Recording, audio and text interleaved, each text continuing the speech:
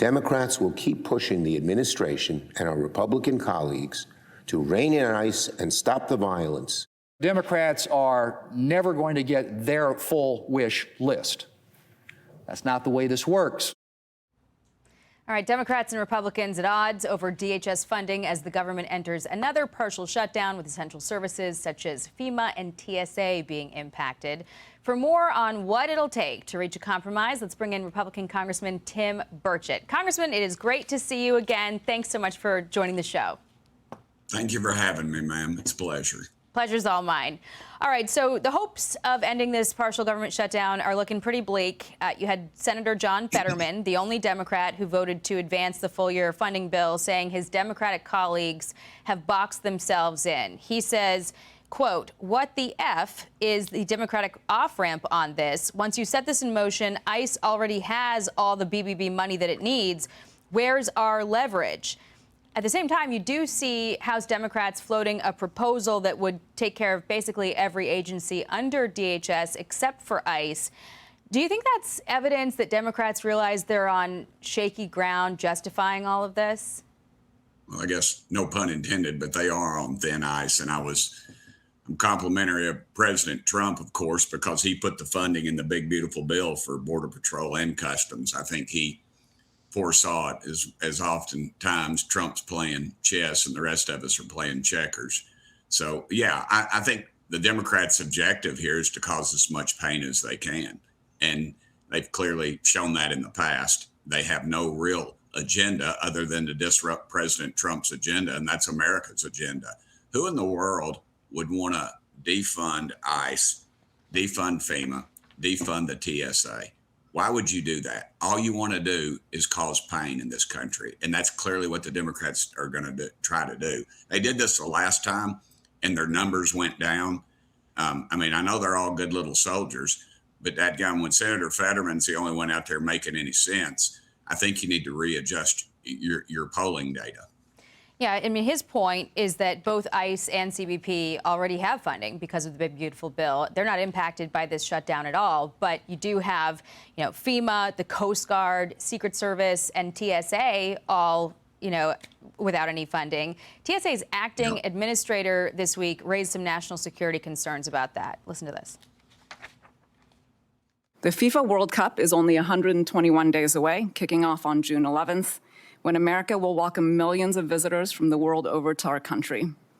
TSA will be front and center, welcoming travelers and fans safely and securely through our airports as they travel to see the games. We need to ensure we are adequately prepared, both from a staffing and technology perspective, and we do not have the luxury of time. So why do you think Democrats are trying to make sure this goes through the State of the Union? Is that, do you think, preconceived to try to score political points? Sure. They're all about symbols, ma'am. They disrupt the president. You have one member shaking his cane. They dress up different. They walk out. They walk out during his, to create all this fake outrage. I find it very ironic. I'm surprised nobody's pointed it out that the Coast Guard's budget's around $14.5 billion. And that's about the amount of money they stole out of Minnesota through their fraudulent activity. And that the Democrats are protesting to allow them to continue doing this. I think their objectives and their direction is clearly wrong with what's happening in America today. The far left, the Marxist element has really taken over. I mean, they're not even denying it anymore. They have taken over the Democrat Party, and it's not your granddad's. Heck, it's not even Bill Clinton's Democrat Party anymore.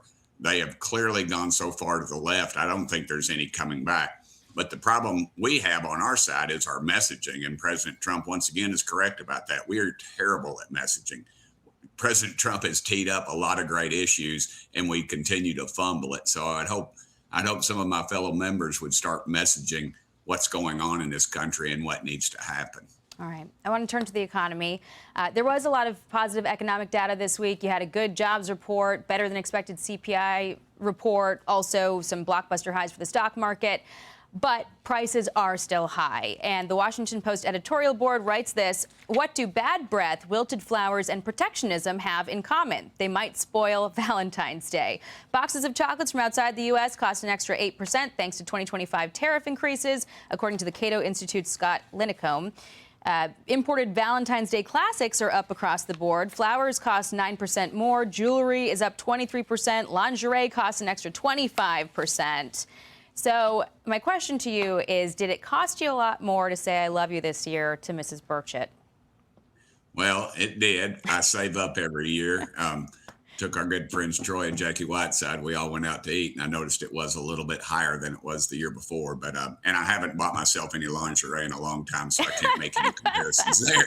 But the reality is, inflation is real. I mean, look at the Biden administration: 4 years unchecked spending, just billions, and throwing money overseas to, drag shows and all that nonsense they sponsored all over the world. And they drove us into oblivion, and we're just trying to maintain right now.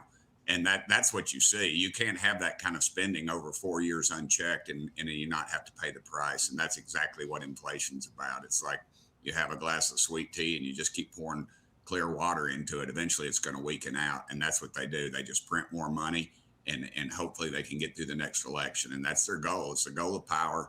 It's the goal of control. And unfortunately, again, we need to start looking at what President Trump's agenda was when he ran versus what Congress's was. He won overwhelmingly, and we won. We're one flu season away. We're one vote from losing the majority in the House right now, and that's clearly. I think we need to learn to count. We need to figure out how we got here, and we got here by the Trump agenda, not by 435 different agendas. So I hope we would address that soon. Yeah, maybe have a talk with your Republican colleague in Florida about his plans, too. All right, Congressman Tim Burchett, thank you very much for joining the Sunday briefing. Always great talking to you, sir. Hey, everyone, I'm Emily Campagno. Catch me and my co-hosts Harris Faulkner and Kaylee McEnany on Outnumbered every weekday at 12 p.m. Eastern, or set your DVR. Also, don't forget to subscribe to the Fox News YouTube page for daily highlights.